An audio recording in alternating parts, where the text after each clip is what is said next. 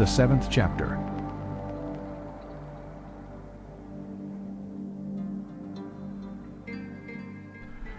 Muhammad was never able to get the Jews to ally themselves with him, despite all his advances and the encouragement he had lavished on them.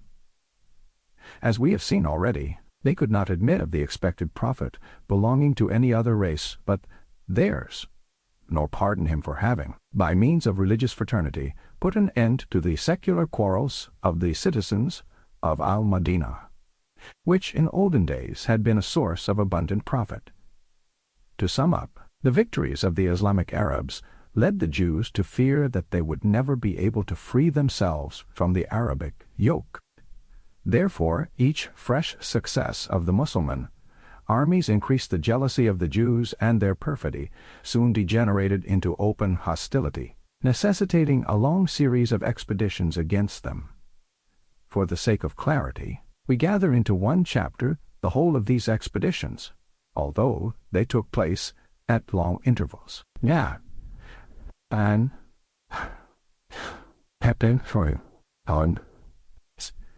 Expedition against the Kainuka Jews, year 2 of the Hijaz AD 624. An Arab woman, seated close to the shop belonging to a jeweler of the Kainuka Jews, was the victim of a most insulting practical joke, without her knowing it. Someone had hooked the lowest edge of her robe to the part of the apparel covering her shoulders, so that when she rose to her feet, her nakedness was displayed to the gaze of the Jews in the shop, who were all overtaken by a fit of the most indecent hilarity.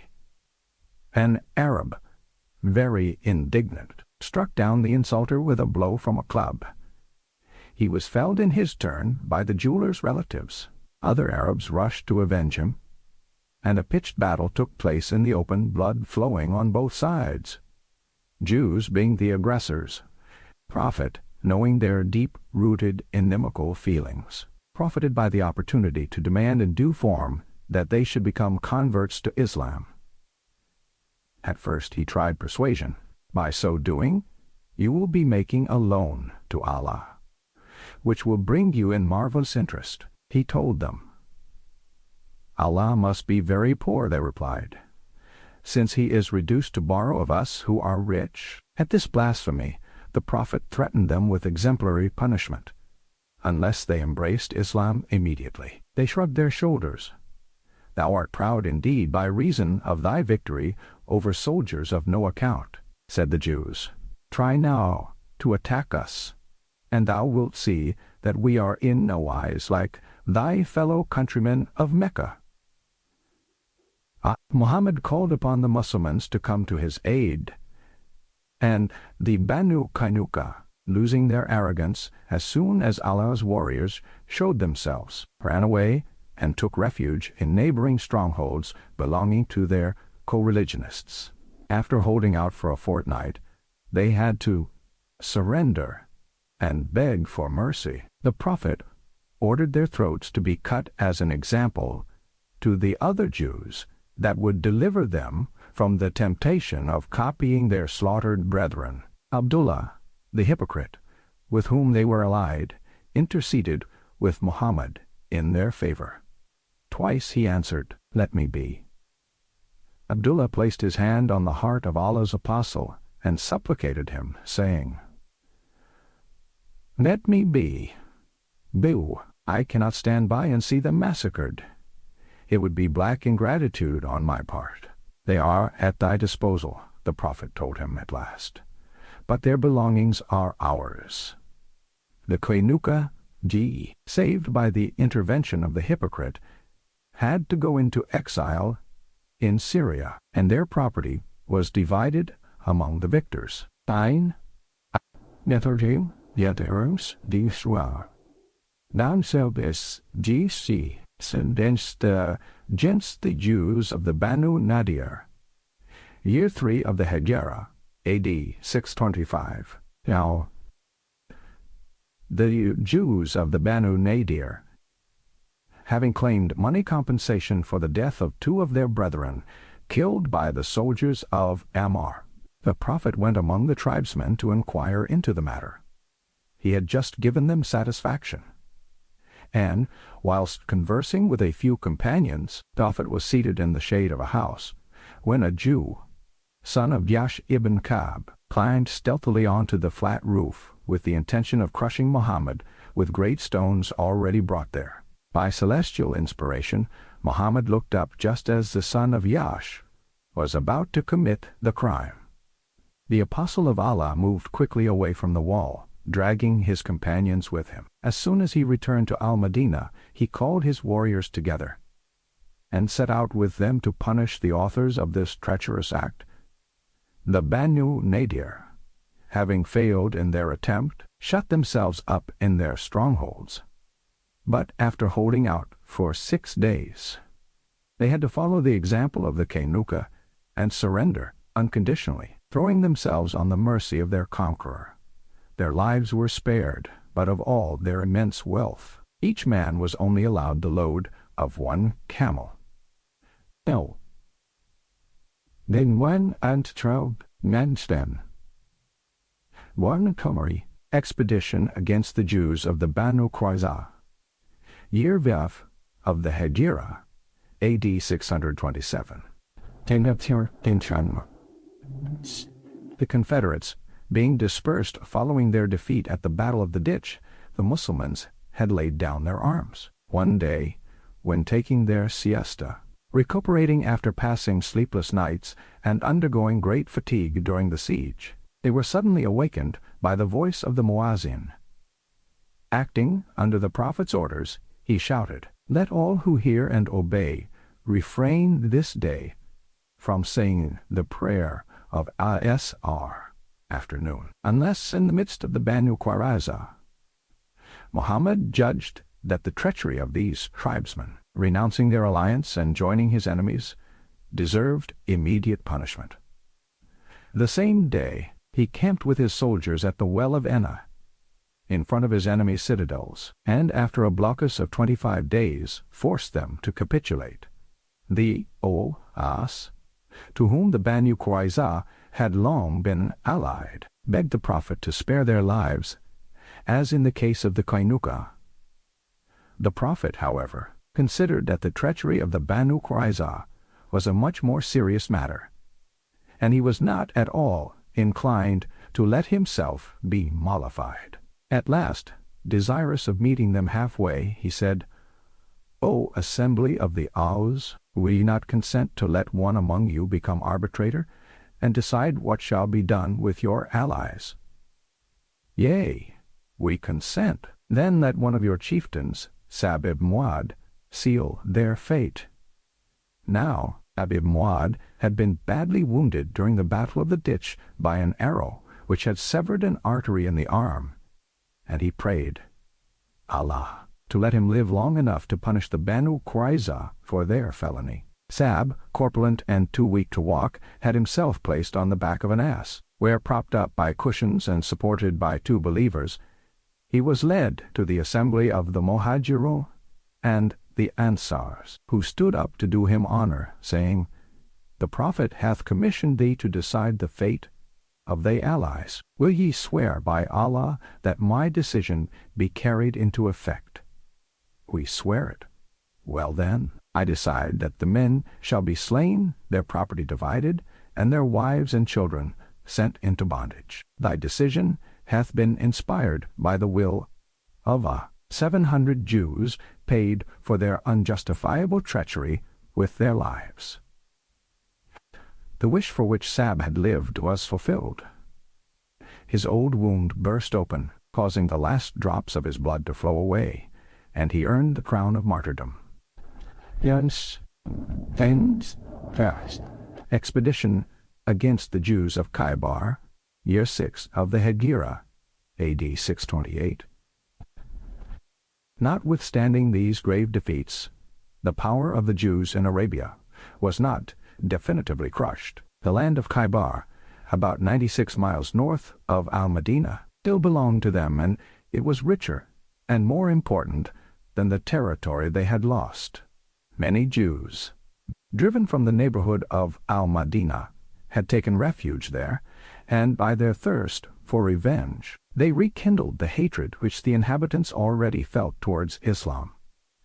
The Jews of Khaybar, fancying themselves safe from any attack of the Muslims, never let an opportunity escape to do them harm, and copying the manner in which Muhammad had proceeded against the Makkans, the Jews found out a good way to satisfy their rancor. The region between Khaybar and the sea was inhabited by the tribe of the Ghatafans, their allies, and they had come to an agreement to block the road and stop all Muslim caravans leaving Al-Madinah to travel to Syria. The damage inflicted from these tactics had often made the Prophet think about sending an expedition against the Jews of Khaybar, but he was too busy round about Mecca to carry out this plan.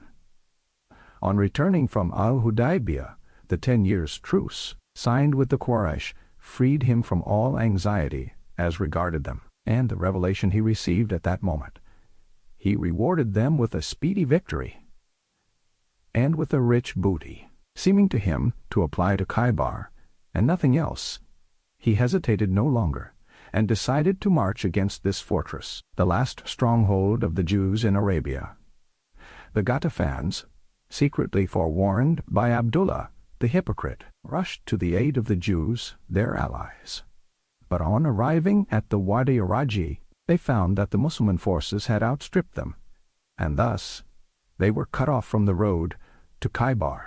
Whilst brought to a dead stop, disagreeably surprised, they heard noises behind them, near their tents, and imagining that part of the Muslim column had been diverted to take them in the rear, they turned back in great haste. The palm gardens of Khaybar, spreading between the somber heights of the Hara, like an emerald lake whence emerged rocky, citadel-crowned islets, came suddenly into view after passing through a ravine. To be able to take possession of them, the Prophet invoked the aid of the Almighty. But night coming on, Muhammad postponed the attack till the following day, when the first rays of the sun gilded the tops of the date trees. The Khaybar husbandmen left their strongholds to go in their gardens, their spades, pickaxes, and baskets hanging from their shoulders. Suddenly, they found themselves confronted by the believers' army debouching from the Hara, spearheads and swords reflecting the light of the rising sun in ensanguined radiance. "Muhammad and his Jish," they cried, and throwing away implements and baskets, fled as fast as their legs would carry them. "Allah is great," proclaimed the Prophet. "Khaybar shall be destroyed. When we swoop down on the territory of a nation, its awakening is terrible. Lo, and behold the sinister omen. On our behalf, its inhabitants abandon their tools that will serve to undermine their ramparts and dig their graves." The first of the many Khaybar citadels to fall into the Muslims' hands was that of Naim. It was there they had to mourn the loss of Mahmud ibn Islama, who, tired of having fought all day in the sun, wearing heavy armor, had imprudently gone close to the rampart to rest in the shade. A millstone, hurled from an embrasure, smashed the valiant soldier's helmet, split his skull, and caused the skin of his forehead to fall down over his eyes. In that parlous state, the wounded man was brought into the presence of the Prophet, who put the strip of flesh back in its place, fastening a turban round it.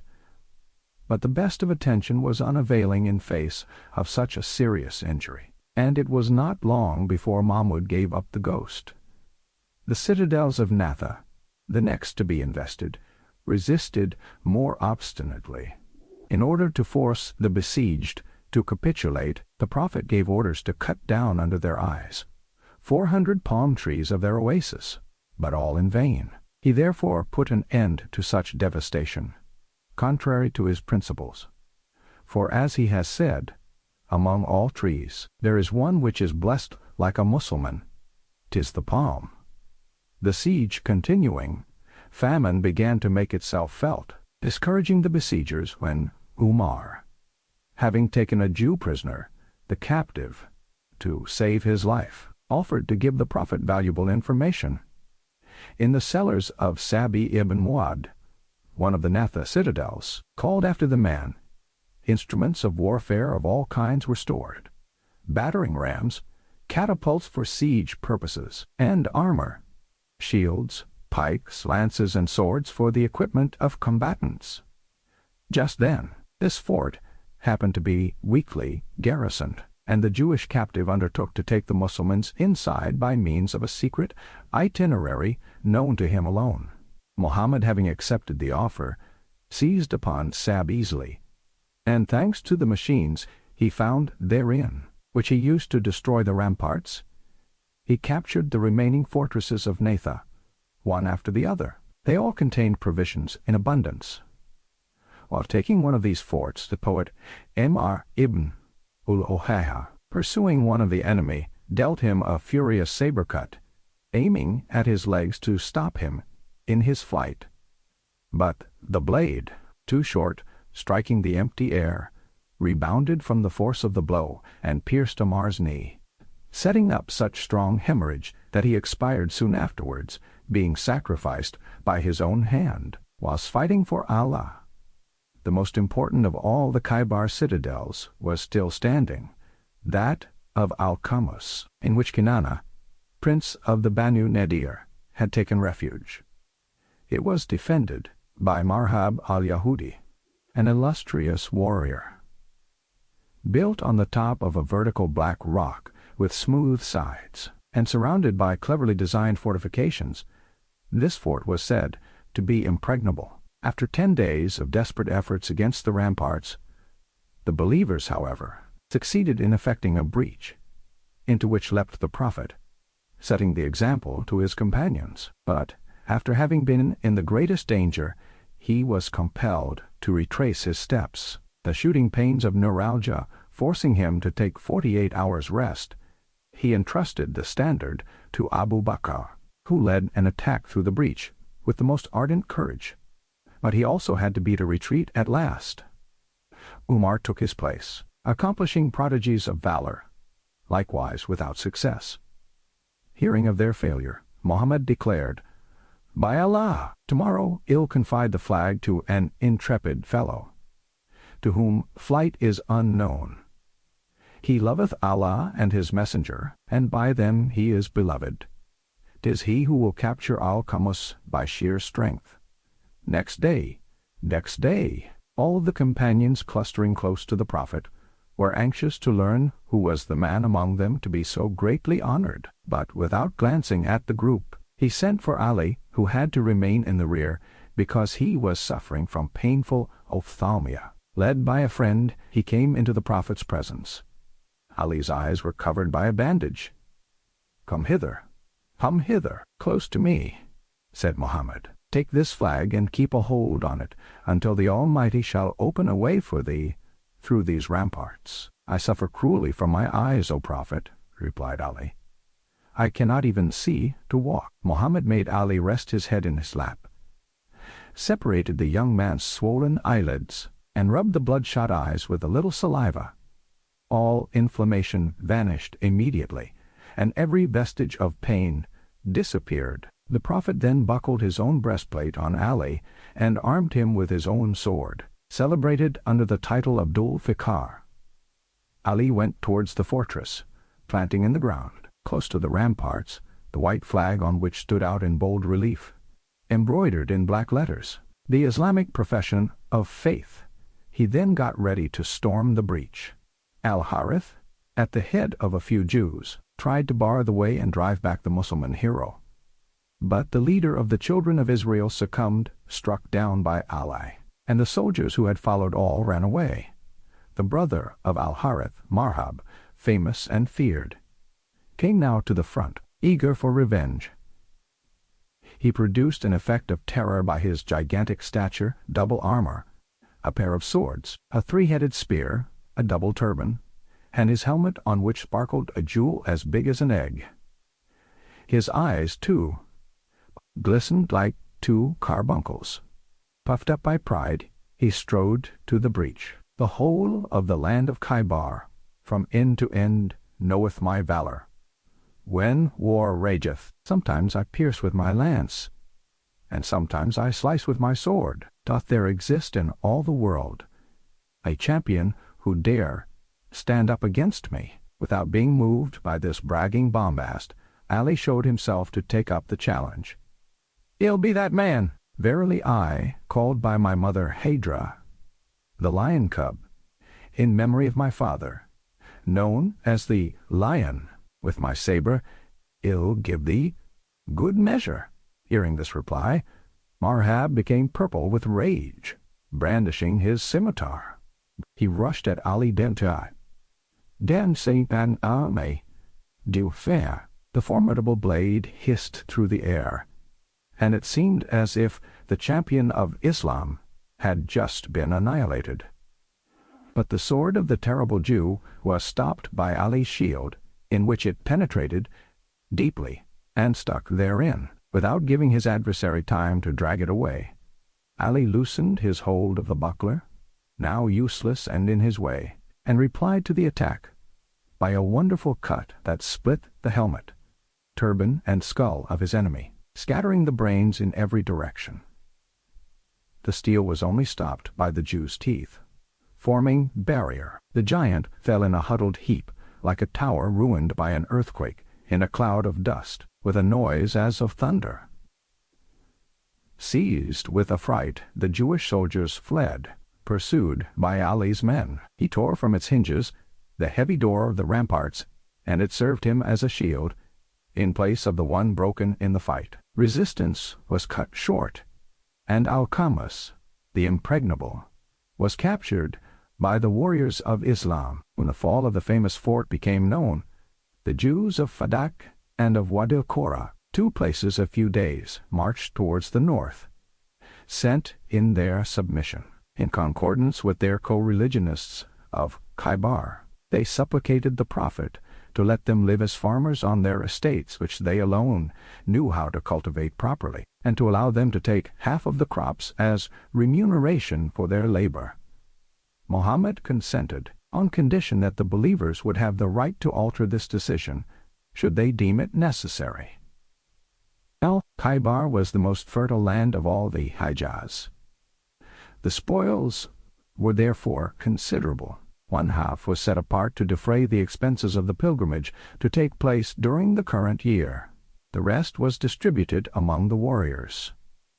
The land, with the exception of the portion due to the Prophet and to orphans, was divided in such a way that each man received 1 share and each charger 2 shares, making 3 shares for each horseman. This was done with the aim of encouraging the breed of horses. A supplementary gift fell to the lot of any soldier being the owner of a pure-blooded courser. Simcha, Panding Tingway, how vacant don't sow, how view. Importance of horse breeding according to the Prophet. These measures show the importance attributed by the Prophet to the equine race in the life of the Arabs. Up till then, horses were very rare in Arabia, being looked upon as articles of luxury, as it were, led by the bridle by the side of the camels, ridden by the warriors. The steeds were only called upon when charging or pursuing the enemy. The Prophet completed these arrangements by founding race meetings destined to develop emulation among breeders and horsemen in the Quran, so as to inspire believers with the fear of the day of retribution. Horses galloping breathless are called to witness by the panting chargers, and those that dash off sparks of fire, and those that scour to the attack at morn, and stir therein the dust aloft, and cleave therein their midway through a host. Truly man is to his Lord ungrateful, and of this he verily is himself a witness. And truly he is vehement in the love of this world's good. Knoweth he not, then, that when that which is in the grave shall be torn forth, and that which is in men's breasts shall be brought out verity, their Lord shall on that day be well informed concerning them. Unfortunately, Tame translation is powerless to give an idea of the dizzy, whirling rhythm and the panting, galloping, neighing, if one may venture so to write assonance of the first verses of this surah. One of the most celebrated horsemen of that epoch, Abdullah ibn Abi Sar, afterwards governor of Egypt, and who inflicted cruel defeats on the Romans, by land and sea, was such an enthusiastic admirer of this surah that it was always on his lips, and he recited it even on his deathbed. Thanks to the vigorous impulsion given by the Prophet to horse breeding, the race of pure-blooded barbs unrivaled in the world was soon formed, to be kept up ever afterwards. B. The Poisoned Lamb. Newell. Homestar. After sunset, when the Prophet had said the prayer of Maghrib, he went back to the camp. Near his tent, he saw seated the Jewess Zainab, daughter of Al-Harith, and wife of Salim ibn Mishkam. She awaited Muhammad's coming to give him the present she had brought, a lamb spitted on a spear, and which had been roasted at a fire fed with aromatic wood from the desert. He thanked the woman, and when she had taken her leave, he invited his companions to sit down and partake of the roast. Its crisp, golden outer skin looked very tempting. The Prophet was the first to fall to, twisting off a shoulder, into which he bit and began to chew a morsel. Following his example, Bishr ibn al-Bara took a mouthful of meat, masticating and swallowing it. The other guests had already reached out their hands in like fashion. When the Prophet spat out the piece he was chewing and stopped them abruptly, shouting, "Hold your hands! This shoulder hath just told me that it is poisoned." "By him who is generosity incarnate," exclaimed Bishr, "I thought that my mouthful had a peculiar flavor, and guessed what it meant. But seeing thee chew thine, I could not spit it out, saving your reverence. If this poison should destroy thy life, what liking can remain to me for mine?" Scarcely had Bishr uttered these words than his face, overspread by a blackish hue, became distorted, and he writhed on the ground, a prey to unbearable suffering. The Prophet sent at once for the Jewess and said to her, "Thou hast poisoned this lamb. Who told thee so?" "This," and he showed her the fragment of shoulder he held. "It is true," she confessed. "Why didst thou do this thing?"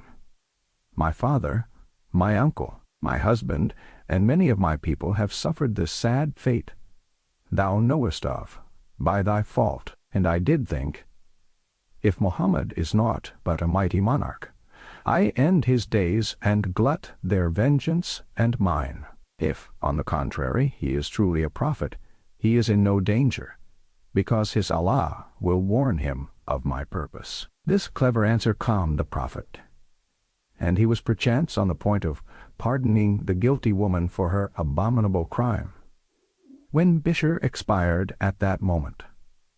Mohammed delivered the Jewess into the hands of the dead man's relatives, who came clamoring to be avenged. Zainab was crucified, and the remains of the fatal lamb were burnt. Although the Prophet spat out the perfidious piece of meat almost as soon as it passed his lips, the poison filtered through his body as far as his entrails, and he never fully recovered from its pernicious effects. 3 years later, when fatally ill, Bishr's sister coming into his house to ask after his health, he told her, "The vein of my heart was torn by the food I ate with thy brother at Khaybar.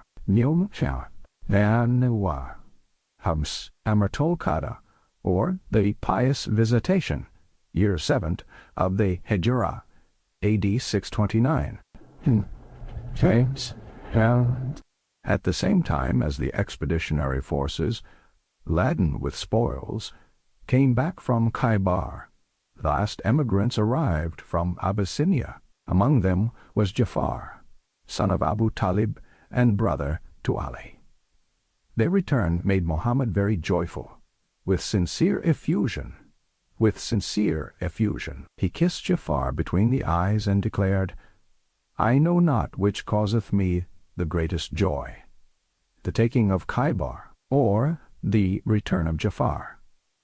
Among those returning was also Habibah, daughter of Abu Sufyan, the Prophet's mortal enemy. She had emigrated with her husband, Ubaydullah ibn Yash, but he was a convert to Christianity and had died in Abyssinia, while she remained steadfast to Islam. As a reward for such fidelity, as well as hoping to disarm by alliance one of his most fierce adversaries, the Prophet had sent Amr ibn Umayyah to the Negus, asking to be married by proxy to Habibah, and to have her sent back afterwards with the other emigrants. This being done, Habibah, on arriving at Al-Madinah, was received in the dwelling of her illustrious husband. As for the emigrants, Muhammad proposed that they should be allowed a share of the Khaybar booty. This arrangement being ratified by unanimous consent, they were thus compensated for having sacrificed their property and left their country in order to remain true to their faith. The date on which the Treaty of Al-Hudaybiyah gave the Prophet the right to come to Mecca with his disciples to visit the holy places having arrived, he was now on the point of being able to fulfill one of his most ardent aspirations, and also see his native land, followed by the same number of pilgrims, and driving before him the same number of camels, destined to be sacrificed. As in the expedition of Al-Hudaybiyah, he made his partisans disarm, and left in the valley of Batnyajiju a great quantity of weapons, brought as a precautionary measure in the care of a guard, 200 strong, commanded by Aws ibn Khali. "We only penetrate into the Holy Land," declared the Prophet, carrying the arms of the traveler, our swords in their scabbards, according to the terms of our oath. "But if we detect, in the glances of the idolatrous Quraysh, the slightest sign of treachery, our other weapons will be found handy." He then pushed on. Self-communing, he climbed Kuda Hill, in order to descend into the valley near the cemetery of Al-Hajun, where rested his beloved Khadijah.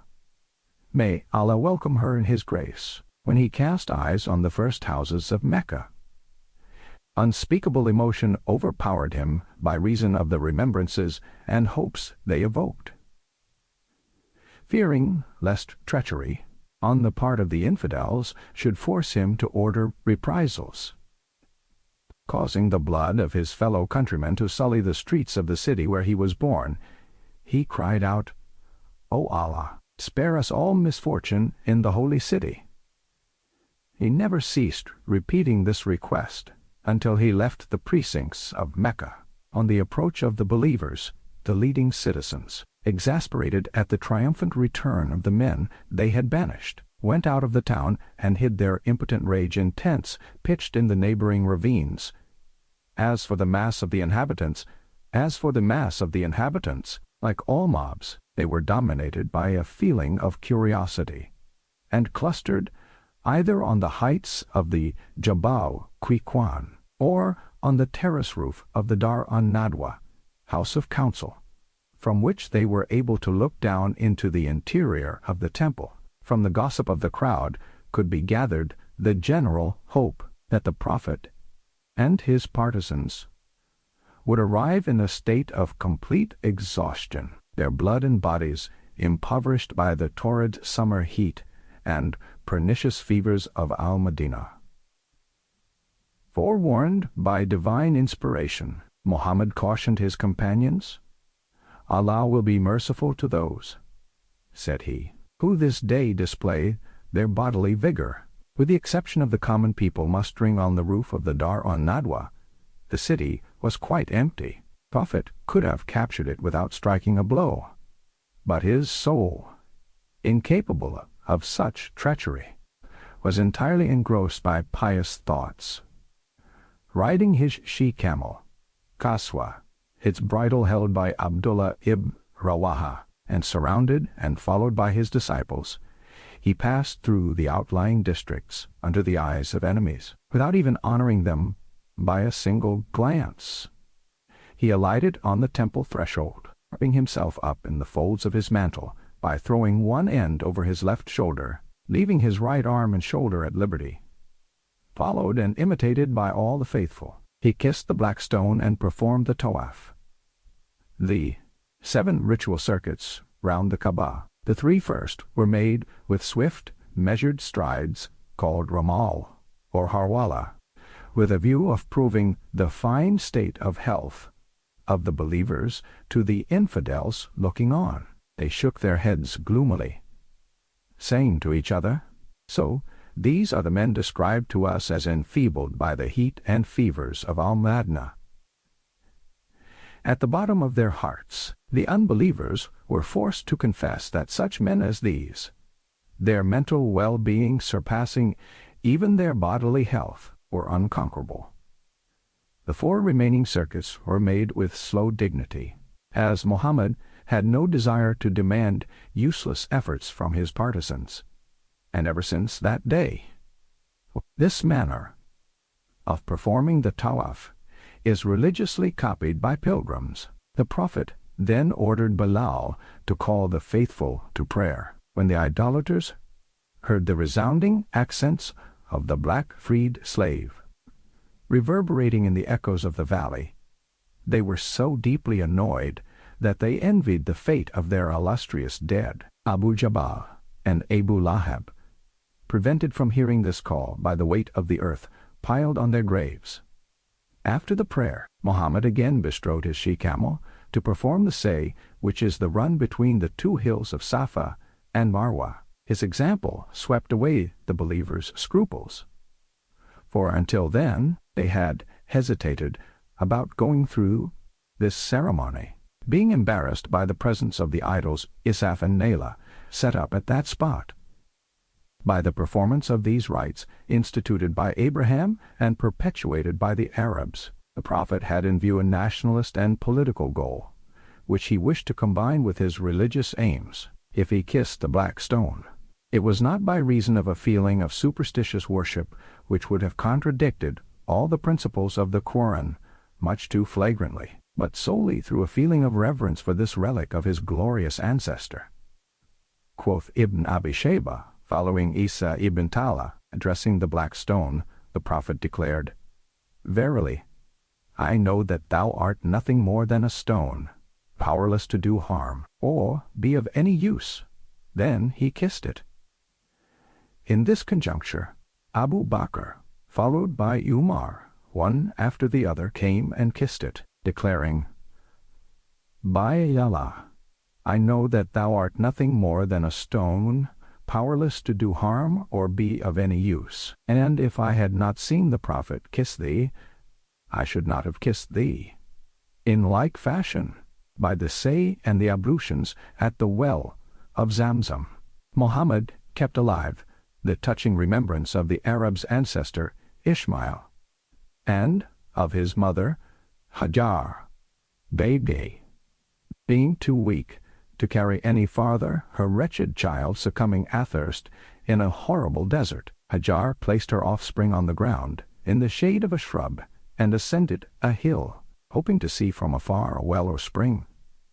But all in vain.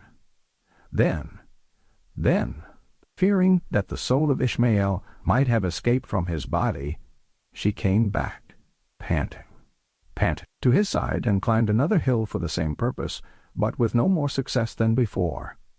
So she went down again, tortured by the same anguish.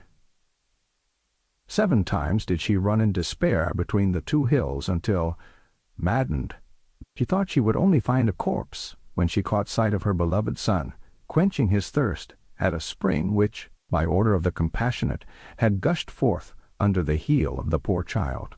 And to this miraculous well was given the name of Zamzam, in imitation of Hajar. And imitation of Hajar, pilgrims pass 7 times along the path of agony which she trod between the 2 hills known as Safa and Marwa. and it is their duty to drink and perform their ablutions at the Zamzam spring. On the following day, in commemoration of the sacrifice of Abraham, the victims were immolated in the valley of Mina. Their flesh was shared among the pilgrims who, having shaved their heads, were once again in the state of halal, ordinary life, which they had relinquished since Zul Holifa. While still in the state of Ihram, Muhammad, thanks to the special privilege derived from his position as Allah's messenger, married a woman of Mecca named Maimuna. She was 50 years of age and extremely poor, but this matrimonial alliance was bound to bring notable recruits to Islam. In the first place, her brother-in-law, Al-Abbas, was Muhammad's uncle. He was her wakil, or guardian, and decreed her union with the Prophet. But the marriage was only consummated at the first halt on the return journey to Al-Madinah, despite the rage of the idolatrous Quraysh, who could not bear to look upon the sight of their enemies' pilgrimage. The Prophet had gained his end, to inform the Arabs of the whole of the peninsula that he had no intention of abolishing their secular traditions, but on the contrary, would devote all his efforts to consolidate them by restoring their primitive. The Amratul Qada was thus the cause of great reaction, bringing about immediate conversions, among others, those of three great personages, Uthman ibn Talha, Amr ibn al-As, and Khalid ibn Walid, besides preparing the minds of the majority of the Arabs to follow their example. Nilna Musliman, his fame was fear, that high sound. The Prophet sends ambassadors to the principal monarchs of the world. The definitive defeat of the Jews rallied a great part of Arabia to the Prophet, and the rest of the peninsula was fatally bound, in course of time, to come under the sway of Islam. It was then that Muhammad turned towards neighboring empires. Allah's presence filled the universe, and Islam, which counted already in its ranks disciples of many different origins, was not destined to be merely confined to the land of the Arabs. It spread over the whole world, as it is written in the Quran, "We have not sent thee otherwise than to mankind at large, to the most powerful monarchs of Europe." Therefore, Muhammad dispatched envoys, carrying letters inviting those potentates to embrace the religion of Allah, the only one, and the missives bore a seal on which the Prophet had caused to be engraved these words, set out in 3 lines, "From Allah, the Prophet Mohammed." On receipt of the message, Al-Mundhir, king of Bahrain, and Badhan, Persian satrap of Yemen, became converts to Islam. Al-Muqawqis, viceroy of Egypt, sent rich presents, among which, as well as Duldul, a white mule, and Yafur, an ass, was a young slave, Mary the Copt. She at once became Muhammad's concubine. Heraclius, the Roman emperor, and the Najashi, Negus of Abyssinia, both replied by most courteous letters. Kesra, Chosroes, king of Persia, swore he would punish the Prophet for his audacity, and the Almighty immediately chastised the monarch, for he was murdered by his son Siros, who took his father's place on the throne. Al-Harith, son of Abu Shamar, was fated to see his kingdom torn asunder, even as he had torn the letters delivered to him by the Prophet's envoy. Only one of these ambassadors, Al-Harith ibn Amr, was received with contumely and afterwards treacherously murdered near Karak in the Balqa region, following orders given by Shurabil al-Ghassani, who governed this region under Roman rule. The expedition of Mu'tah, year 7 of the Hijra, A.D. 629. How? When the news of the outrage on his ambassador came to the Prophet's ears, he determined to be instantly avenged, although he did not conceal from himself the dangers of the undertaking. This time, the believers had to face not only the Syrian Arabs, outnumbering those of the Hijaz, but also the Roman troops who occupied the Balqa land. The Prophet placed Zayd ibn al-Haris at the head of 3,000 men, but foreseeing that in this unequal struggle his army might be deprived of its leader, he nominated in advance as successor Ja'far, son of Abu Talib, and if misfortune befell Ja'far, Abdullah ibn Rawaha.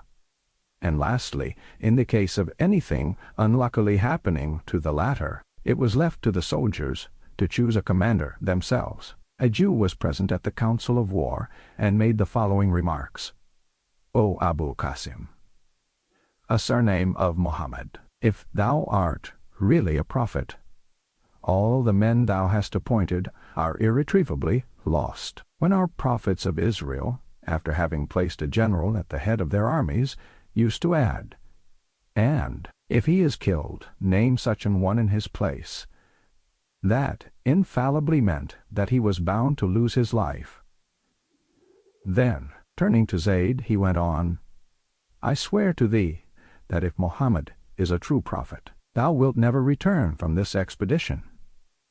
Zayd replied simply, I swear to thee that Mohammed is the prophet of Allah. Then the apostle tied the white leva flag to a spearhead and gave it into the hands of Zayd. Filled with funereal sentiments, Muhammad accompanied his troops to Saniyat ul-Wida to pass farewells. It was there that he halted and gave them his final instructions. Remain ever in fear of Allah. Fight in his name and kill his foes who are yours. But leave in peace such men as dwell in the seclusion of monasteries. Spare women, children, and the blind. Destroy no monuments. Cut down no trees. And when ye shall have avenged the death of Al-Harith ibn Ammar, summon the Arab tribes of Syria to Islam. Shurabil, anxious as to the results of his cowardly outrage, called upon all the Arabs of the surrounding country, the Banu Bara, the Banu Lakham, the Judam, the Baliye, etc., and he notified his fears to Theodorus, lieutenant of Heraclius, who sent him all the Roman troops then occupying the land. Shurabil had therefore mustered an army of nearly 100,000 men before the Muslim forces arrived at Mu'an. When they found themselves fronting such formidable cohorts, the believers remained 2 days and 2 nights in consultation, and many among them proposed that a messenger should be dispatched to the Prophet, who would then decide whether they were to turn back or fight. Perhaps he might send them reinforcements. But the utterances of Abdullah ibn Rawaha revived the courage of the believers. O comrades, how is it that ye seem to fear the very thing ye come to seek? Martyrdom in the holy war. We reckon not on numbers to gain the victory, but on the faith with which Allah hath inspired us. Thou dost speak truly, they cried, and hesitating no longer, advanced towards the enemy, coming in contact with him at Muta, a little village situated south of the Carib fort. Like lions, they dashed into the center of their massed foes, whose chief, Malik ibn Rafila, was killed by a spear thrust. Recovering from their first surprise and profiting by their great numerical superiority, the infidels were not long in getting the best of the struggle, and they encircled the Muslims completely. Outnumbered, Zayd ibn al-Haris died the death of a hero, and Ja'far, obeying the Prophet's instructions, bounded forward to uphold the standard that Zayd's contracted fingers still gripped, and to take command in his place. Ja'far rode a magnificent chestnut charger, but seeing the immediate danger, he alighted and hamstrung his steed, so that if the master succumbed, his horse should not be captured by the enemy to be used against Islam. By his example, he was able to rally the believers and lead them in an enthusiastic charge, whilst waving the Islamic standard, which proudly spread its wings above their heads. But soon, like an eagle wounded in its flight, the flag fell down, the hand that held it being hacked off by a blow from a scimitar. Jafar picked up the standard, grasping it in his left hand, when another sword cut sliced his unwounded wrist. Jafar stooped, and seizing the flag between the bleeding stumps of his arms, he kept it aloft by pressing the staff against his breast, and with sublime heroism continued to charge the enemy until he fell, riddled with 90 wounds. Abdullah ibn Rawaha succeeded him and met with the same fate shortly afterwards.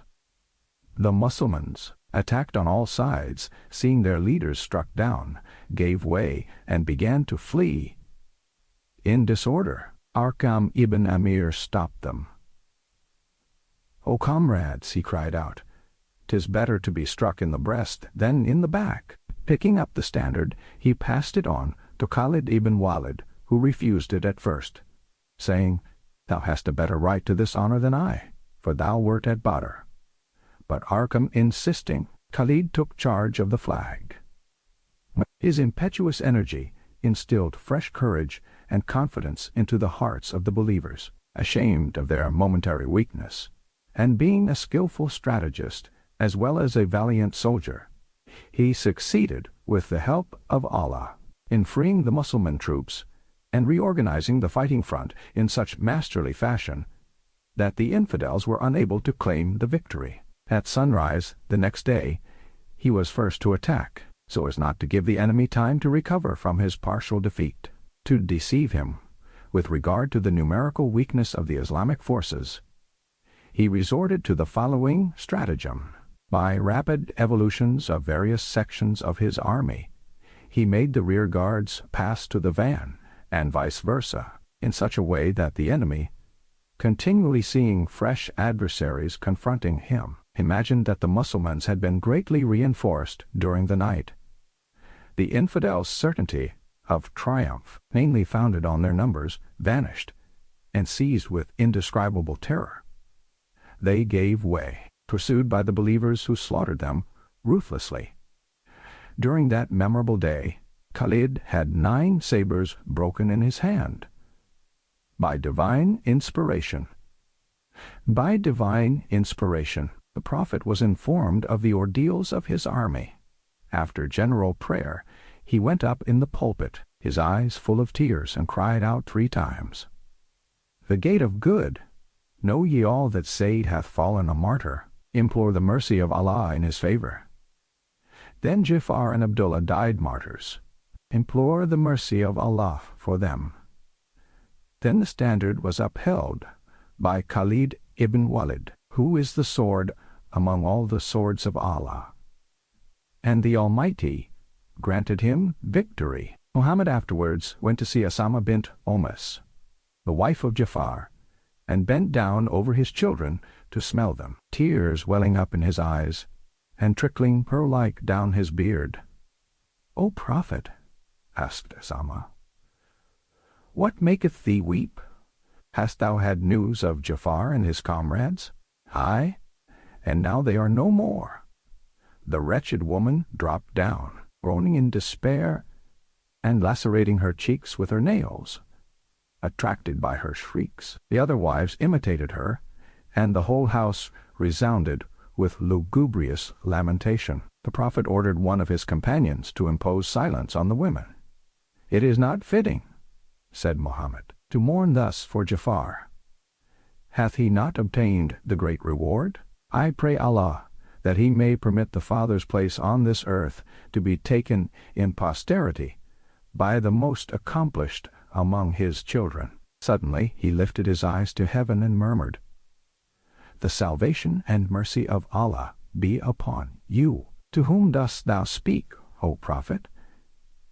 asked one of his followers. "I have just seen Jafar go by, in the midst of a procession of angels. He was mounting to paradise with ruby-studded wings in lieu of his amputated hands. He greeted me, and I returned his greeting. So Hale, who recorded this tradition, is careful to add, such are merely images. The wings are symbols of the supernatural strength of Jafar's soul, and the rubies are the precious drops of his blood. In the midst of the universal mourning at Al-Madinah, the Prophet ordered the funereal repast, known as Al-Audhim, to be prepared. It was destined for the families of the martyrs, for it is hard for those whose souls are saddened to have to think about preparing nourishment for the body.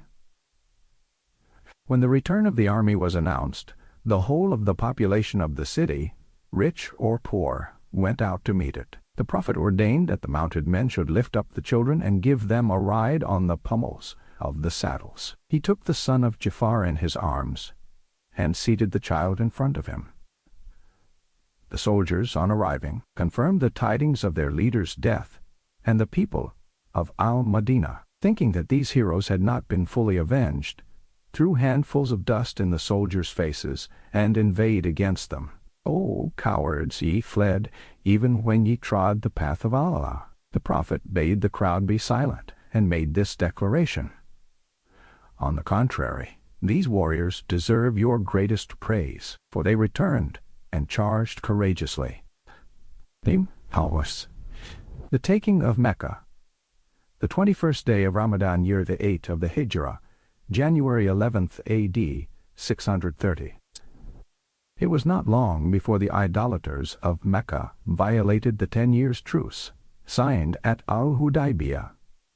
By surprise one night, they massacred a score of Muslims belonging to the tribe of the Khuzah, encamped at the well of Al-Watir.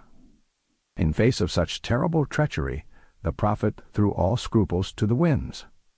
Determined to attack, he proposed to organize an expedition. The Makkans, aware that their crime would not go unpunished, delegated Abu Sufyan to go to Al-Madinah to offer compensation and ask for the truce to be maintained. On arriving, Abu Sufyan went to the dwelling of Habiba, his daughter, who, as we know, was one of Muhammad's wives.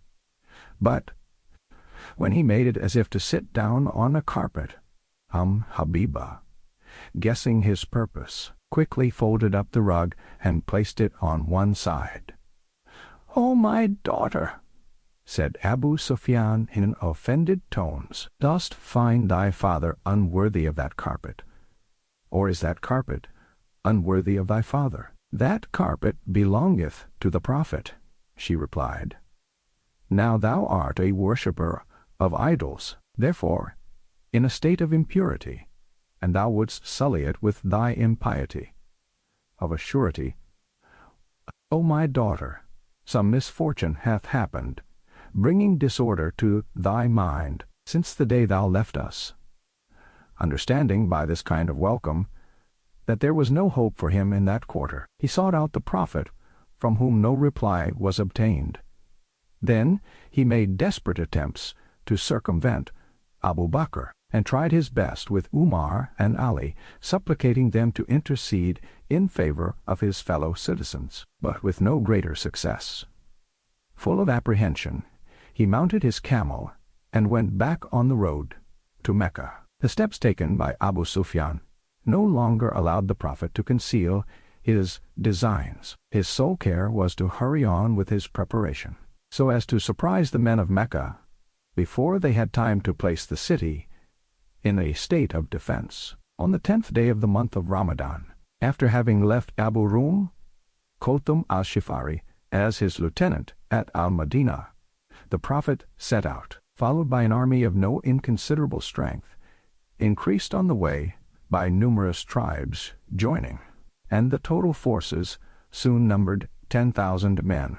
The fast of Ramadan was strictly kept by all the faithful.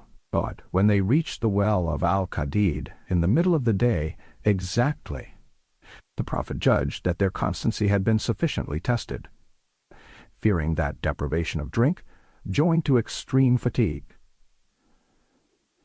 might have a dangerous effect on their health. He asked for a jar filled with water to be brought to him. Overlooking the crowd on his tall she-camel, he swallowed a mouthful in front of all, so as teach by his example that they might break their fast when on a journey as soon as they felt their strength exhausted. Thus prescribes the Quran. But he among you who shall be sick or on a journey shall fast that same number of other days. After that halt, the Prophet hastened the march of his army so actively that he camped at Marudahran, close to the town gates, before the Quraysh were able to find out anything about the important strength of the Muslim troops or the road they had taken.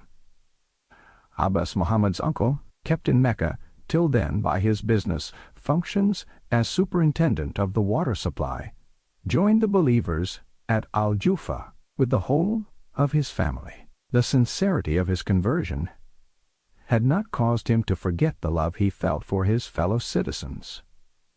He was most uneasy about their fate, in case they should behave in such a way that Muhammad would be forced to take the town by murderous onslaught. Quoth Abbas, when the tents were pitched, I rode the Prophet's white mule, and went to Al-Arak, on the road to the Arafah, hoping to meet a carrier of wood, brickmaker, or pilgrim, whom I might charge to take a warning to the Quraysh, and exhort them to go and implore the mercy of Allah. Whilst advancing with due precaution in the dark, two men passed quite close to me. They were hidden from my sight by big boulders, and they talked in whispers. One of them, his mind engrossed by the myriads of golden stars that the campfires of the faithful caused to scintillate on the hills beneath the real silvery stars of the firmament, said, Never have I seen so many lights as this night on those mountains. They are probably the campfires of the Quza, determined to wage war, to avenge their dead. The Quza are not so numerous. No, truly, these cannot be their fires, replied the first speaker, whose voice I recognized. It was that of Abu Sufyan. O father of Handala, I called to him. O father of Al-Fadl, if 'tis thee, what dost thou want of me? He returned, having also recognized my voice. O Abu Sufyan, the Prophet is here at the head of such a great army that all resistance is impossible. Tomorrow the Quraysh will be cut to pieces. What is to be done? Canst thou advise me? If thou art taken prisoner during the fight, thy head will be cut off. Doubt it not, but get up behind me on my mule.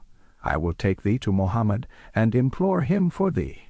Abu Sufyan, understanding that this was his last hope of safety, could only submit. He got up behind me, and we went on in front of his companion, Budail, who made up his mind to follow us. Every time the flicker of one of the many campfires lit up our little group, on the dark background sentinels stopped us, asking, Who is that man? But when I told them that I was Abbas, the Prophet's uncle, and as they recognized the mule, they allowed us to pass. All went well, until we came to the lights of Umar's tents. He came forward to meet us, and also demanded, Who is that man? Just then, the flame of the brazier lit up the face of my companion, who held me tightly. Umar knew him again, and cried out in sudden joy, Ah, 'tis thee, Abu Sufyan, with no treaty or safe conduct. O enemy of Allah, the Almighty be praised for delivering thee into our hands. He ran to the Prophet's tent. I made the mule gallop along, outstripped him, and jumped off, going into Muhammad's tent. But Umar arrived almost at the same instant. O Prophet, he shouted, here is Abu Sufyan, Allah's enemy, without treaty or safe conduct, given up to us by the Almighty. Charge me to cut his head off. I interfered, O Prophet, he is under my protection. No one but me shall go near him this night. As Umar kept on manifesting still greater hatred, I said to him, Softly, O Umar, If Abu Sufyan was one of the Banu Adi ibn Ka'b, thy relatives, thou wouldst not behave in this way. But he is one of the Banu Abd Manaf, related to the Prophet, which thou must not forget. Umar made answer, Softly, O Abbas, know that thy conversion gave me more pleasure than that of my father. Al-Khattab would have caused me, for he lived and died in idolatry, for the sole reason that, as I know well, the Prophet attached more importance to thy conversion than to that of my father. Allah's Messenger cut our dispute short by saying, Take away Abu Sufyan, O Abbas, and tomorrow, at dawn, come back here with him. I obeyed. Abu Sufyan passed the night in perfect safety in my tent, but, seeing all the Mussulmans rise up at one bound, at the first glimmer of daybreak, he was overcome by anxiety. O father of Al-Fadl, he asked, what are they about? Do they want to kill me? Be not alarmed, I told him in reply. They only want to pray. At the sight of these 10,000 men, the mysterious light reflected by the rosy dawn playing on them, all piously repeating every gesture of the Prophet, bowing down when he bowed down and prostrating themselves when he prostrated himself, he could not refrain from exclaiming, By Allah, I have never seen kings obeyed as this man is obeyed, not even Chosroes, nor Caesar, nor any of the most powerful monarchs of the universe. Come, I told him, when prayers had been said, I will intercede for thee, and thou wilt intercede for thy calm. How now? Asked the Prophet, when the idolater came before him. Dost thou not acknowledge, O Abu Sufyan, that there is no God but Allah, by my father and my mother? How patient, generous, and conciliatory thou art, yea, I acknowledge it. If with Allah there were other gods, they would have given me some little help. Dost thou acknowledge that I am the Prophet of Allah, by my father and my mother? As for that, there is still some doubt in my mind. I will see later. Woe unto thee, O Abu Sufyan, I exclaimed, indignant at his reply. Hasten to bear witness to the whole truth, or I deprive thee of my protection, and thine head will fall from thy shoulders. Abu Sufyan still hazarded a few objections. What wilt thou do with the statue of Al-Uzza that is in my dwelling? Thou shalt throw it in the privy, shouted an angry voice. It was that of Umar, listening behind the canvas of the tent, hoping to be ordered to execute the man who had been an enemy of Allah. Woe unto thee, O Umar!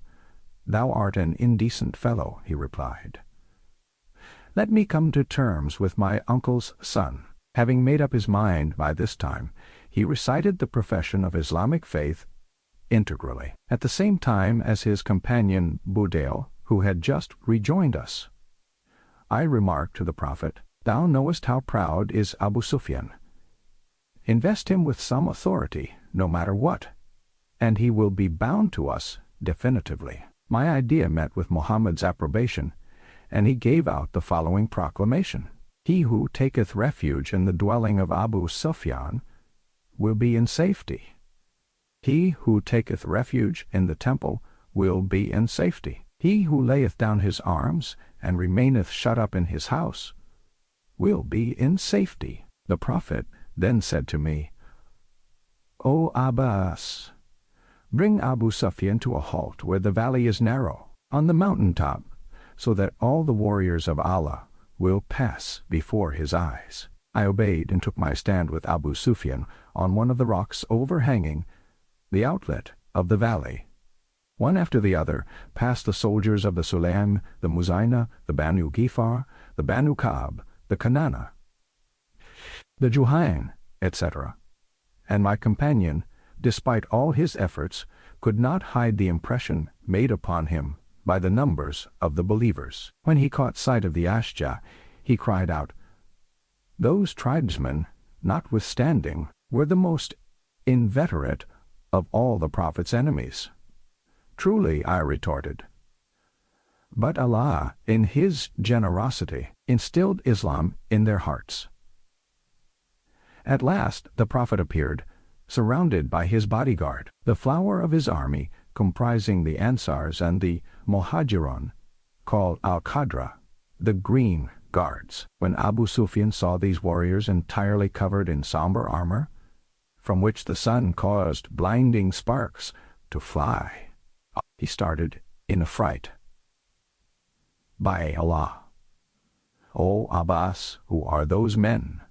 The Prophet with his companions, the Ansars and the Muhajirun, none can make a stand against such troops. Verily, O Abbas, this morning, thy brother's son is resplendent with the majesty of a glorious king. His majesty is not that of a king, O Abu Sufyan. 'Tis that of a prophet. And now that thine eyes convince thee that all resistance would be rank folly, hasten back to thy people, and let thy good advice save them from misfortune. Without losing a minute, Abu Sufyan went on his way to the town, where immediately on arriving, he was surrounded by anxious crowds overwhelming with questions. O assembly of the Quraysh, he cried, Muhammad is upon us with such an army that ye cannot hope to resist him for a single instant. His wife, Hind, furious at the emotion caused by these tidings, caught him by his mustaches to make him hold his tongue, and she bawled, Hearken not to the old fool and traitor. Kill him! Tearing himself out of the shrew's clutches, Abu Sufyan went on, Woe unto you, if ye let yourselves be led astray by this woman. Again, I say to you, ye are lost without fail, if ye dream of resistance. He then added proudly, All those who take refuge in the dwelling of Abu Sufyan will be in safety. May Allah cause thee to perish, was the reply made to him on all sides. How can thy house afford security for all of us? It was then that he concluded to announce that which he had intentionally omitted, out of pure vanity. Likewise will be in safety all those taking refuge in the temple, and eke those who, laying down their arms, remain behind closed doors in their dwellings. Jing Dansh Entry of the Prophet into Mecca. The Prophet stopped his she-camel at Diuk Tawad, at the site of Mecca, where he hoped to make his entry victoriously without shedding the blood of his fellow countrymen. He offered up thanksgivings to the most generous, bowing down deeply until his beard swept the pommel of his saddle. He then placed his troops for the occupation of the city.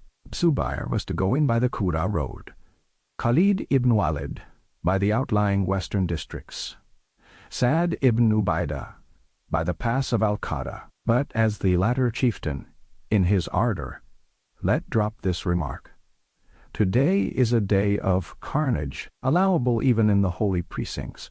Muhammad bade Ali deprive the rash speaker of his command, and take charge of the standard. In his place, Zubair, Ali, and Ubaidah met with no resistance, and, without striking a blow, occupied the parts of the city assigned to them. As for Khalid, just as he passed through the suburbs, a volley of arrows disturbed his troops, and several of his men were killed. The darts came from marksmen in ambush, posted by Safwan ibn Umayyah and Ikrimah behind the rocks of the Jabal al-Kandama. Without the least hesitation, Khalid called on his soldiers to storm the position. He routed the enemy, massacred many, and pursued the survivors, putting them to the sword. Some fled to the temple. Others ran towards the sea. From the summit of Al-Hajun, which the Prophet had just reached, he saw the sparkle of spearheads and swords. "What's this?" he cried. "Did I not forbid all fighting?" He dispatched an Ansar to Khalid, and when he came into the presence of Muhammad, he upbraided him severely for having given battle against his strict orders. "The enemy were the aggressors. They riddled us with their arrows," replied Khalid. "I held back as much as I could, but I was obliged to unsheath my sword to defend ourselves. And Allah granted us the victory. The will of Allah be done. concluded the Prophet, getting ready to make his own entry into the town. He rode Kaswa, his favorite she-camel. Behind him, on the same animal, was Usama, the son of Zayd ibn al-Haris. Muhammad prostrated himself on his saddle and recited the Surah of Victory. Verily, we have won for thee an undoubted victory, in token that Allah forgiveth thy earlier and later faults, and fulfilleth his goodness to thee, and guideth thee on the right way, and that Allah succoureth thee with a mighty succor. Round the red-striped drapery that covered his head, the Prophet rolled a black turban, letting one end hang down between his shoulders. He rode to the Kaaba to perform the tawaf, and without leaving the saddle, saluted the black stone by touching it with the end of a hooked stick. He then alighted to enter the sanctuary, but seeing the idols that dishonored it, he started back in horror. In front of an image of Abraham, holding divining arrows, he cried out, "May Allah annihilate all those who represent our ancestor Abraham, trying to peer into futurity by means of arrows." Muhammad ordered the impious statue to be destroyed with his own hands. He shattered a dove carved in wood, and went in proclaiming, "Allah is great." He then went up to the 360 idols ranged round the temple, beginning with the biggest, Hubal. He pierced its eyes with the hooked stick, saying, "Truth hath come, error hath vanished. Error is perishable." The idol fell face downwards, shattered in 1,000 pieces. One after the other suffered the same fate. As he passed in front of them, a single effigy remained standing, the idol of the Khuzah, fashioned out of bronze and enamel. It stood superbly erect on the temple's terrace roof. "Kneel down," was the order given by the Prophet to Ali. Muhammad mounted on his shoulders. "Rise." Ali was unable to do so, despite all his bodily strength. He felt himself crushed by supernatural weight, that of the prophecy. Seeing this, the Prophet got down, knelt in his turn, and said to Ali, "Climb up on my back to destroy that idol." Ali, overcome by confusion, refused, but finally obeyed, as Muhammad persisted. Quoth Ali, "I stood upon the Prophet's shoulders. He drew himself up erect, and I felt myself lifted by some unknown force, by which I could have risen to heaven had I tried." The idol was fixed by iron clamps, but at the words of the Prophet, "Truth hath come, error hath vanished," it tottered without the least effort on my part, and falling to the ground, crumbled away in dust. The people, recovered from affright, stole gradually forth from their dwellings, and, dumb with stupor, looked on while their impotent idols were being destroyed. When the last vestige of idolatry had disappeared, the Prophet, turning towards the Kaaba, proclaimed, "There is no God but Allah. He hath no associates. He hath kept his word and succored his servant, and dispersed his enemies." Muhammad turned to the Makkans. "O assembly of the Quraysh, how shall I treat you, do ye think? With generosity, O generous brother, son of a generous man." They replied, devoured by anxiety. "Begone," he told them, "ye are free." According to the laws of war, they were slaves and captives. The only exceptions to this magnanimous amnesty were made in the cases of 11 men and 6 women whose conduct had been inexcusable. He ordered them to be put to death wherever found. The sentence was immediately carried out, and a few of the condemned were executed, including Huwarith, who brutally ill-treated Fatima, the Prophet's daughter and Ali's wife, when she went away from Mecca. In order to establish the new state of affairs firmly, Muhammad proceeded to appoint immediately the 2 most important functions of Mecca, the custodian of the Kaaba and that of the Zamzam well. He sent to claim the keys of the temple from Uthman ibn Talha, who, after having in a fit of fury locked the gates, took the keys away with him to his house. The Prophet had them torn from him forcibly. and intended to confide them to his uncle Abbas, whom he maintained at his post as superintendent of the Zamzam well. But a revelation made the Prophet alter his mind, and he was ordered to reinstate the former custodian of the temple. Muhammad therefore charged Ali to take the keys back to Uthman and say to him, "O son of Talha, take the keys once more, and with them the appointment as custodian of the Kaaba." This official, touched by such generosity, so little deserved, hastened to give the Prophet the promise of sincere gratitude and absolute fidelity. Just then a touching group approached. There was Abu Quhafa, an old blind man, bent beneath the burden of his 87 years and leaning on the arm of his son, Abu Bakr Tarsh. "Why didst thou not let this noble old man remain in his dwelling, whither I could have gone to see him?" said the Prophet to Abu Bakr. "It is only right that he cometh to thee, and not that thou shouldst go to him," replied Abu Bakr. Muhammad made the venerable sightless man sit by his side, paying him great attention, stroking his breast affectionately, and was overjoyed to hear that Abu Quhafa had come to announce his conversion to the faith of Islam. Now, Nagwasers, al-Dawatishur, the Prophet at Safa. Next day, all the inhabitants of Mecca wended their way towards the hill of Safa, where the Prophet had called them together to receive their submission, tranquilized already by the generosity of the first utterances and acts of their conqueror. They did not seem to be affected by the feelings of sadness, shame, and dejectedness that usually overcome the vanquished. Was not their conqueror one of their own people? Would not his glory become their glory, his triumph their triumph, and his empire their empire? As a matter of fact, despite their hostility towards him, most of them had suffered cruelly at being separated from their genial fellow countrymen.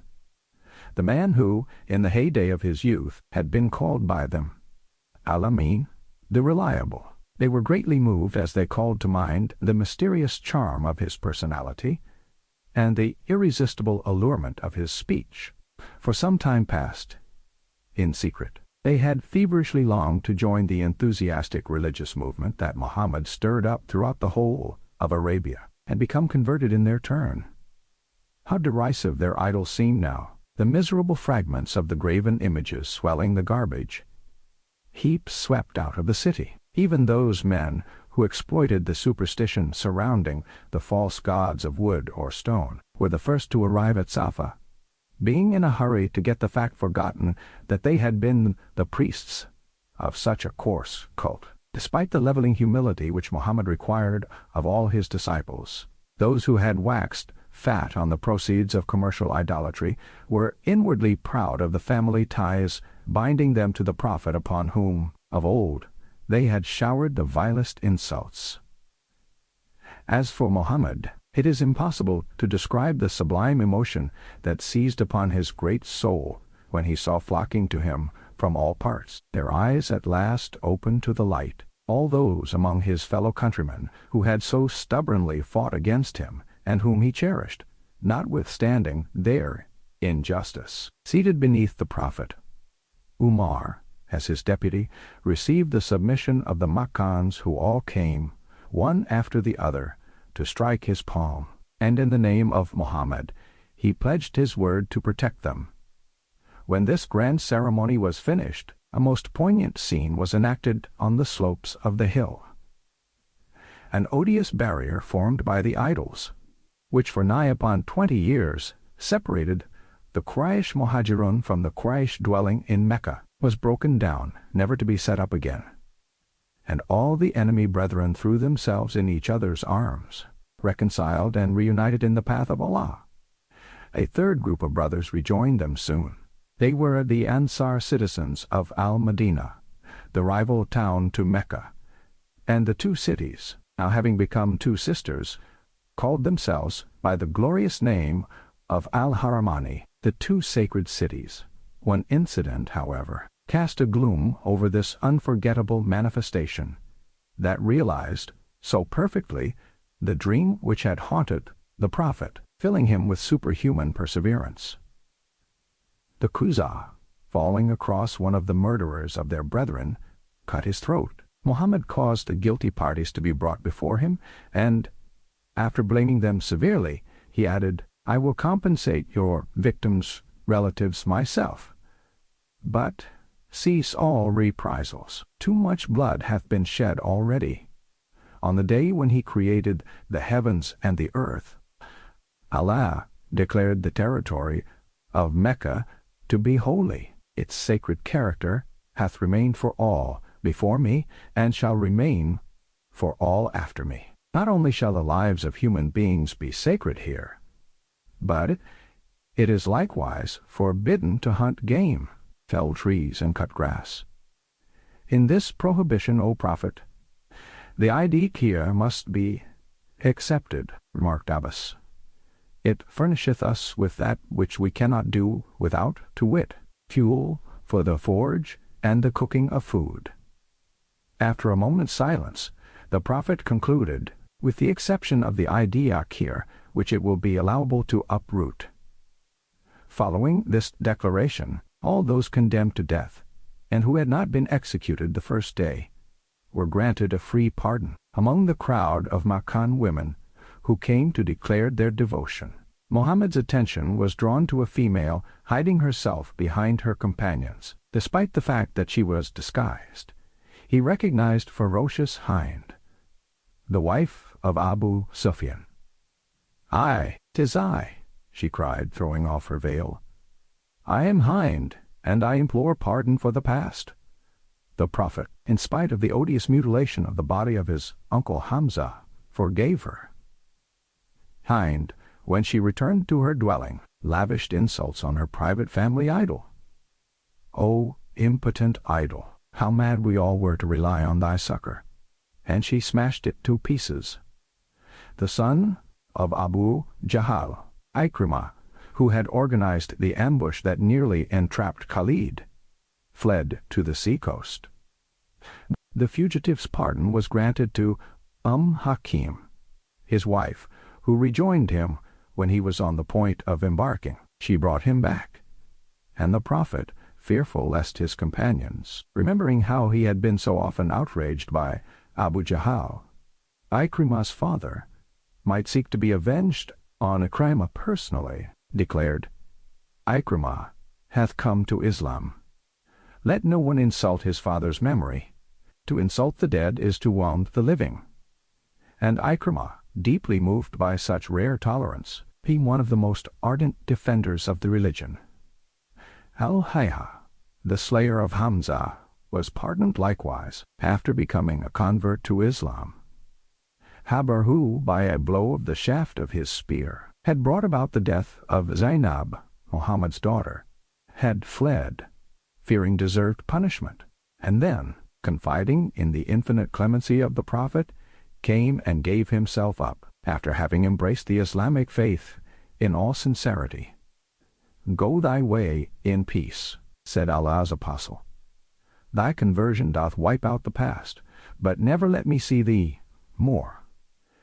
One, the second instigator of the ambush in which Khalid was to have fallen, profited also by the victor's magnanimity, and as he begged for a delay of 2 months' reflection before abjuring idolatry, the Prophet replied, "I grant thee 4 months." Ibn Abi Sar was the only man who had great trouble in softening the just wrath that his defection had kindled in Muhammad's heart.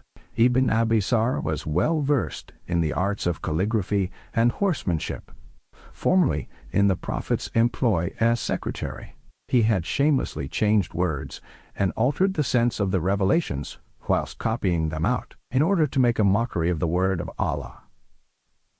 When his crime was discovered, he fled to Mecca and reverted to idol worship. When the town was taken, he took refuge under the roof of Usman ibn Affan, his foster brother. After having kept the faithless scribe in hiding for some time, Usman made up his mind to take him to the Prophet and beg for mercy. but in vain. At each supplication, he averted his head. Finally, giving way to fresh and pressing entreaties, Mohammed consented to grant a free pardon, but when the guilty wretch was gone, the Prophet said to his companions, "If I kept silence just now, it was but to give one of you time to kill him. We were only waiting for one glance of thine eyes to put him to death." "A sign by a look of the eye is a treacherous act," he replied, "ill befitting one of Allah's messengers. From the foregoing examples, it can be seen how carefully the Prophet tried to win over his fellow countrymen by gentleness, but nevertheless never deviating from inexorable firmness. When anything concerning idolatry was in question, his mercy led to results which could never have been obtained by sanguinary repression. He conquered all hearts, with the exception of the Hawazin and the Saqifs. All the neighboring tribes came in at once, and made their submission. From that day onwards, no one could earn the title of Muhajir, by emigration, because Islam was as firmly established in Mecca as in Al-Madinah. Ghazwa, or Expedition of Hunain, 6th day of Shawwal, year 8 of the Hijra, 28th of January, A.D. 630. Relying on the solidity of the ramparts surrounding their town of Taif, hoping to be able to take refuge there in case of defeat, the Hawazin and the Saqifs had refused to bow down to the Prophet. They even got ready to fight him, and, under the leadership of two celebrated warriors, Malik ibn Auf and Durayd ibn Sima, they mustered in the valley of Autus. Mohammed, being told about their plans, sent Ibn Abi Hadrad as scout. When he came back with positive information, the Prophet resolved to set out and face his foes. His 10,000 soldiers were joined by more than 2,000 Makkans, lately converted, and impatient to prove their devotion and fervor. The effect produced by the army of the believers was so imposing that a voice in the group of the Banu Bakr, it is said, cried out, "Truly, we need not fear defeat with such a big army." This exclamation of pride displeased the Prophet greatly, for vanity weakens endeavor and causes forgetfulness of the fact that victory is granted by Allah. Mohammed blamed the boastful cry in the most severe terms. On the bank of a wadi, the troops saw a big green tree growing by itself, which the idolaters worshipped and looked upon with superstitious awe. Beneath its shade, they sacrificed victims, and on its branches they hung their weapons, imagining they would become invincible by this verdant contact. Several soldiers, their minds not yet sufficiently purified from the stain of fetish observances, longed to possess likewise a tree, not Anwat, carrier of weapons, and sent in a demand to the apostle, which made him very indignant. "Your demand," he replied, "is just as abominable as that of the Banu Israel. When saved by a miracle from Pharaoh's hosts and the waves of the sea, they asked Moses for an idol in human shape. Ye are a stupid calm accustomed to adopt without reflecting the vilest custom of your neighbors," quoth Jabir ibn Abdullah. Shortly before daybreak, we reached the wadi of Hunain, at the entrance of an extremely narrow and deep defile. All of a sudden, while we were still in the black shadows of the lofty crags, the first rays of the sun, on the other side of the pass, lit up a sight that made our hearts leap impatiently. Under the careless guard of a few sentinels, our enemies' tents were pitched in the plain.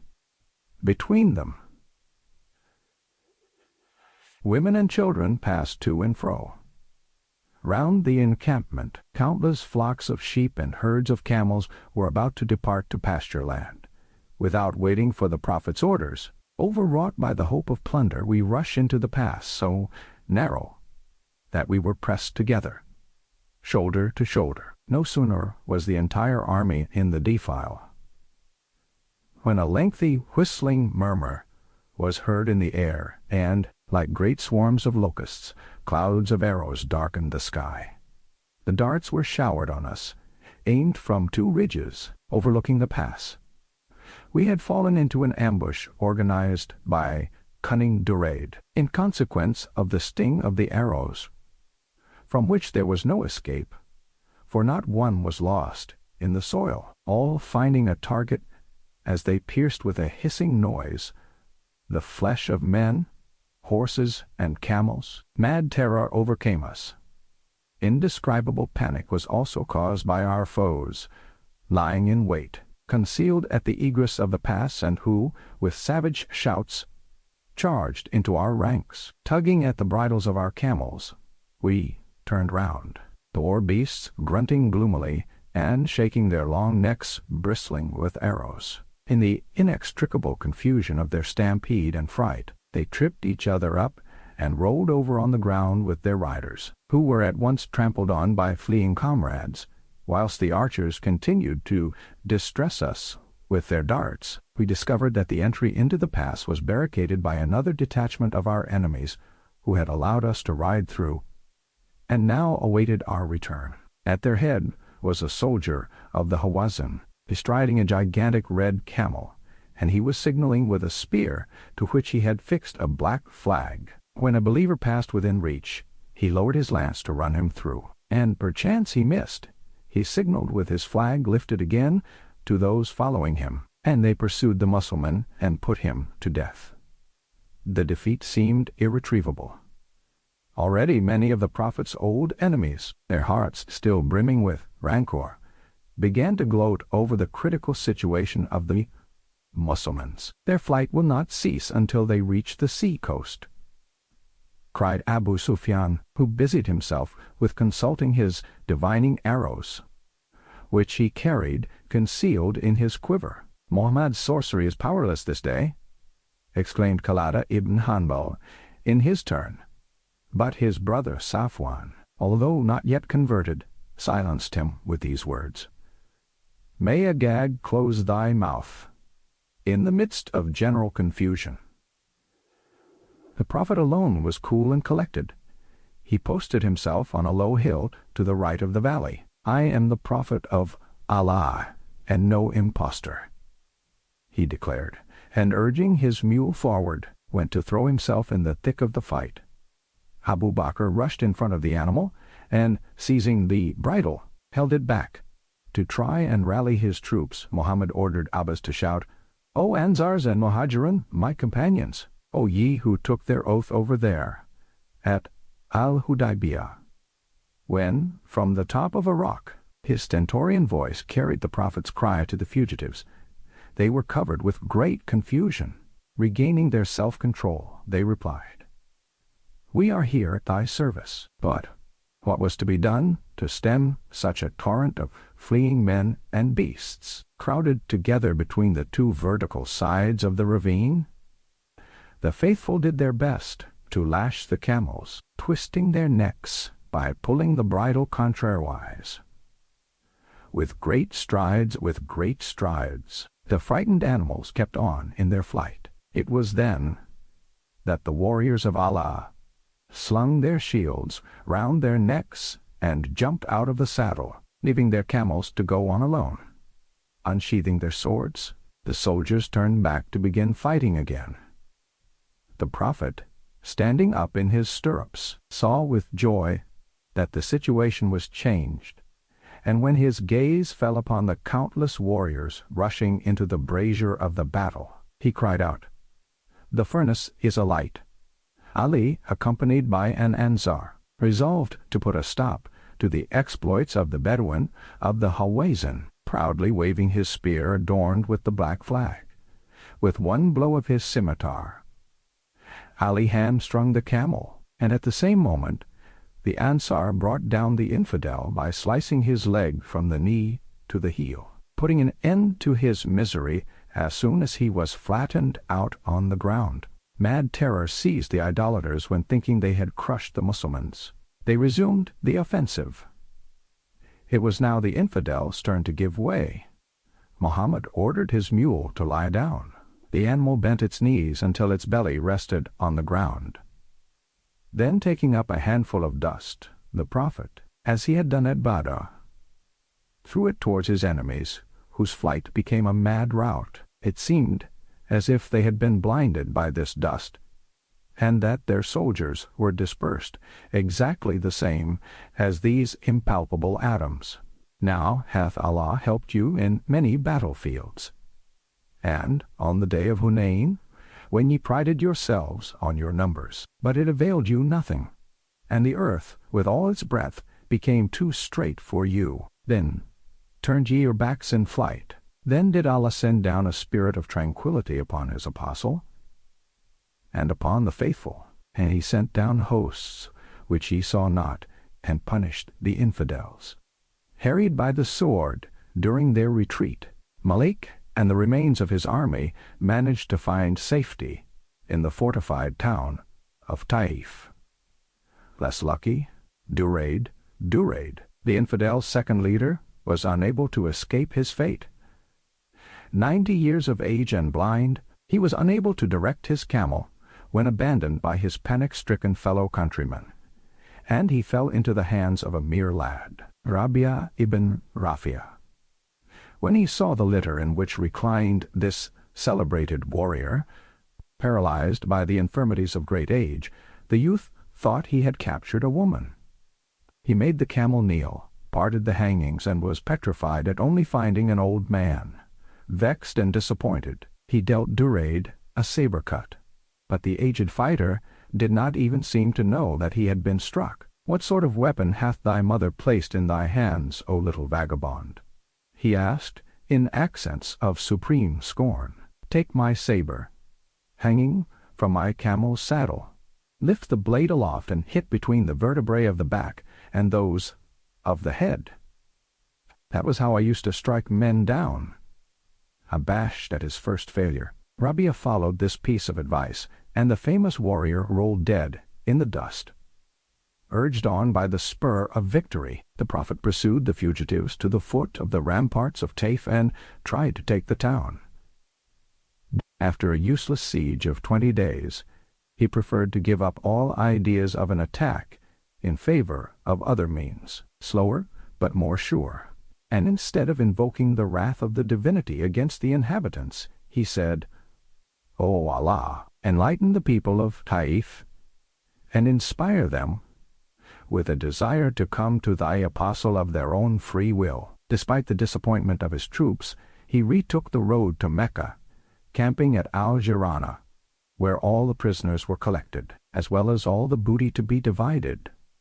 When the Prophet arrived, a female captive, Shema, of the Banu Sa'd, which was a fraction of the Hawazin, was struggling to escape from the brutality of the soldiery. On perceiving Mohammed, she cried out, "O Prophet of Allah, I am thy foster sister. Prove it. See the scar on my shoulder where thou didst bite me when I carried thee, a baby boy, on my back." The Prophet recognized the cicatrice. Much moved, he shed tears, spread his mantle on the ground, and asked Shema to sit down on it. "According to thy wish," he said, "thou wilt find generous friendship by my side, or thou canst return to thy tribe with all the gifts ill lavish on thee. Send me back to my people in the desert, O Prophet. Such is my sole desire." Muhammad set her free, after having loaded her with presents. A deputation of the Hawazin was presented to the Prophet, and Abu Sarada, an old man belonging to the division of the Banu Sa'd, spoke in their name. "O Prophet, among thy prisoners are thine aunts, sisters of the wet nurses who suckled thee. As for the male captives, they were the companions of thy childhood, almost of thy race. In the great misfortune which crusheth us, we implore thee in the name of Allah. If, for the same reasons, we were forced to implore Al-Harith ibn Abi Chamar, or Nu'man ibn Mundhir, they would surely take pity on us. Now thou art the best of nurslings. Which do ye prefer, your families or your property?" asked Mohammed. scarcely able to hide his tender feelings. "O Prophet, give our wives and children back to us. We love them quite otherwise to our property. I restore to you all male and female captives belonging to the Banu Muttalib," declared Muhammad loudly. "But those who are ours belong to the Apostle of Allah," cried the Muhajirun and the Ansars immediately. Thus, all the prisoners, numbering about 6,000, were given up to the delegates of the Hawazin. The family of Malik ibn Auf formed an exception to this ruling. Muhammad, however, charged those he had just liberated to make him the following proposal: "If Malik cometh to me, and becometh a convert to Islam, I will give him back his property. Nay, more, I will make him a present of 100 camels." Malik accepted. He left Taif secretly, and when converted, gave such tokens of sincerity that the Prophet appointed him as commander over all the Mussulmans of the country. It was the best way to curb the resistance of the inhabitants of Taif. And so it turned out indeed, for this able leader, proud of the investiture, at the head of troops stirred by faith, continued to war against the Saqifs. By pitilessly raiding their flocks and caravans, blocking them by hunger behind the ramparts of their city, he soon compelled them to come in their turn and implore the Prophet's mercy. When they were converted to Islam, the booty was considerable, consisting of about 24,000 camels and 40,000 sheep. After the emotions of the affair of the prisoners, Muhammad resolved to postpone the division of the plunder until another day, and he mounted his she-camel. But his soldiers were so impatient to share the spoils that they followed and importuned him. By accident, they pushed his animal against a thorny shrub, and its branches tore the mantle of Allah's chosen one. "Now you men, give me back my mantle," he told them, and yielding to their entreaties, he returned to see the booty shared among them. He tried, above all, to ingratiate himself definitively with the nobles of the city by favoring them in all ways, and afterwards they were called Al-Mulafa Qulubuhum, those whose hearts have been won over. Abu Sufyan and Muawiyah his son, Hakim ibn Hizam, An-Nadr ibn al-Harith, Suhail, Ikrima Uyayna al-Agra, and Safwan, all received 50 camels each. This difference of treatment gave rise to protestations. Ibn Mirdas manifested his dissatisfaction in a piece of poetry. "My share of the booty and that of Al-Ubaid have been distributed to Oyama and Al-Ajra, and yet their fathers, Al-Hasan and Al-Habas, never took precedence of my father in any assembly whatsoever." The Prophet sent for him and asked, "Hast thou composed these rhymes? My share of the booty and that of Al-Ubaid have been distributed to Al-Ajra and Oyama," changing the order of the two last names mentioned, without noticing that he had thus broken the meter. In the Quran, Allah says, "We have not taught him, Muhammad, poetry." Abu Bakr pointed this out to him. "No matter," he replied. "The meaning remaineth the same." And he gave orders to cut the poet's tongue by granting him all he claimed. An Arab of the Tamim tribe, Dhul Quwaisira, dared to say to Allah's messenger, "Thou wert unjust in thy division." Umar started up. "Ill cut the throat of that insolent churl," he shouted. "Nay, let him go his own road," was Muhammad's simple reply. The Prophet was obliged to resort to most skillful political measures in order to spare all kinds of feelings during the division of these riches, and to prevent dangerous jealousy arising among his disciples. All the spoils, nevertheless, were nearly all allotted, and he seemed to have forgotten his devoted Ansars, who, naturally, expected to rank among the first to be rewarded. With ever-increasing surprise, they saw no share offered to them and the rich bounty flowing into the hands of the Quraysh and Bedouins. At last there was no more left to give away, and the Ansars exchanged bitter remarks. The Prophet thinketh only of his own people, now that, thanks to us, he hath returned victorious to his birthplace. We are forgotten and neglected. Sa'd ibn Ubadah, having heard these complaints, went and told Mohammad, who said, Good, call the Ansars together. When they were mustered, the Prophet came before them. O assembly of the Ansars, he said, I have been told about your talk and the sadness of your souls. Did I not seek you out when ye had been led astray? Hath not Allah led you all into the right path? You were unfortunate. Hath not Allah made you happy? Each man was his brother's enemy. Hath not Allah reconciled your hearts? Truly, they answered unanimously, Allah and his apostle are the most compassionate and generous. And on your part, he added, Did ye not welcome me with compassion and generosity when I was a homeless wanderer? Have ye not the right to say to me, Thou wert branded as an impostor, and we put faith in thee. Thou wert east down, and we helped thee to be victorious. Thou wert poverty-stricken, and we made thee rich. Nay, nay, protested every man of the assembly. We are indebted to thee for everything, and thou dost owe us nothing. In that case, he went on, O Ansar comrades, how could you let the least feeling of affection arise in your hearts concerning the fleeting riches of this world, with which I have endowed certain persons in order to strengthen their vacillating faith, whilst I knew that you were unshaken? Know ye not that these people will return to their homesteads with camels and sheep only, whilst ye will take the Prophet of Allah back with you to your dwellings?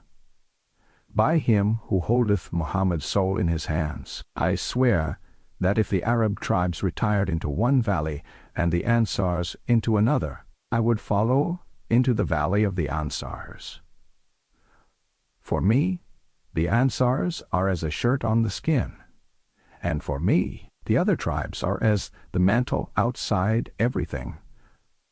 O Allah, show mercy to the Ansars, to the sons of the Ansars, and to the children of their children.